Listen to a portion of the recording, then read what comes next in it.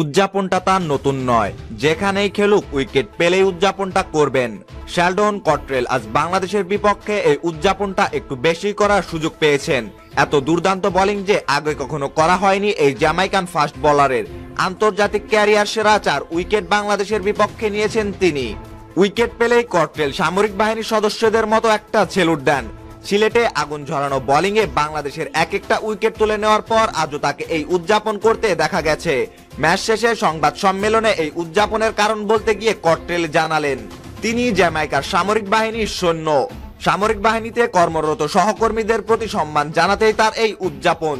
স্যালুটটা এসেছে আসলে আমি জ্যামাইকান ডিফেন্স ফোর্সের সৈনিক। সহকর্মীদের প্রতি কৃতজ্ঞতা প্রকাশের জন্য এই উপায় অবলম্বন করেছেন কট্রেল। কট্রেল আজ বাংলাদেশের বিপক্ষে সফল হয়েছেন শর্ট বল আর গতিময় বোলিংয়ে। তামিম, সৌম্য, সাকিব তিনজনই ক্যারিবীয় ফাস্ট বোলার, তার শর্ট বলের উইকেট উপহার দিয়ে এসেছেন। কট্রেল অবশ্য দাবি করলেন শর্ট বলে বাংলাদেশের ব্যাটসম্যানদের কাবু করার পরিকল্পনা করে মাঠে নামেননি। ওয়েস্ট ইন্ডিজের পরিকল্পনা ছিল আক্রমণাত্মক বোলিং, যেটা আমরা করি। ইয়র্কার, লেন্থ, শর্ট যেটাই হোক আক্রমণাত্মক বোলিং করতে হবে।